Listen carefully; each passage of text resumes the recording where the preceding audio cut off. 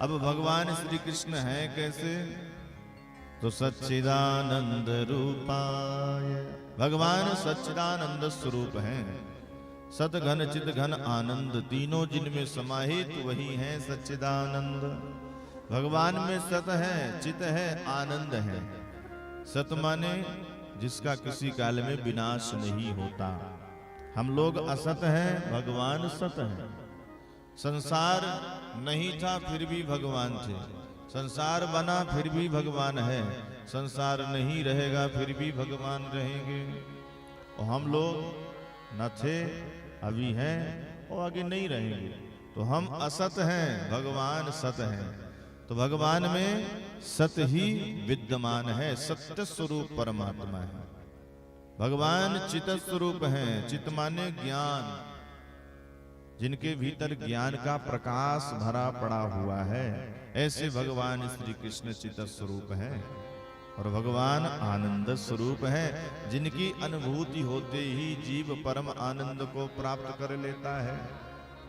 तो ऐसे सच्चिदानंद भगवान का स्वरूप लक्षण बताया। विश्वोत्पत्ति आदि है, तबे भगवान का काम क्या है?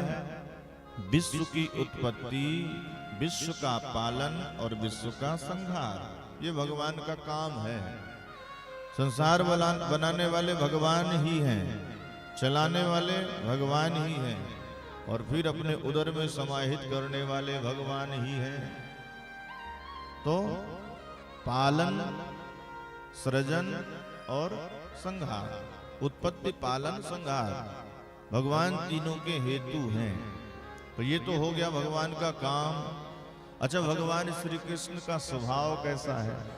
तो किसी व्यक्ति के बारे में जब पूछा जाए तो यही बताते हैं, वो गोरा गोरा होगा, लंबा लंबा होगा, अच्छा सुंदर दिखता होगा, ऐसे ही हम लोग कल्पना करते हैं। अच्छा ठीक है, दिखता तो ऐसा है, गोरा सा, लंबा सा, लेकिन करता क्या है भाई?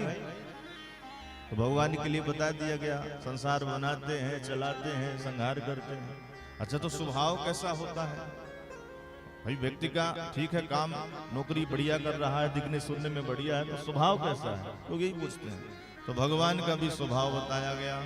तापत्रय विनाशाय, भगवान का क्या स्वभाव है? तीनों प्रकार के तापों का हरण करने वाले। ये तीन प्रकार के ताप कौन है? दैहिक, दैविक, भौतिक, ये तीन प्रकार के ताप हैं। और इन तीनों तापों से हम निरंतर तप रहे हैं।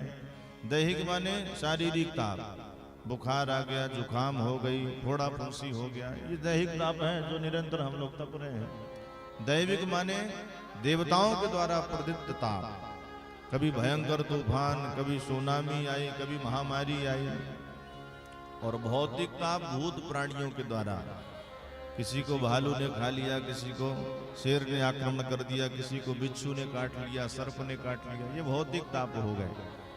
तो इन तीनों तापों से प्रत्येक प्राणी तप रहा है। लेकिन भगवान श्री कृष्ण की चरण शरण ग्रहण करते ही तीनों प्रकारों के तापों का हरण हो जाता है। ऐसे भगवान श्री कृष्ण के चरणों में हम सभी का बारंबार प्रणाम है।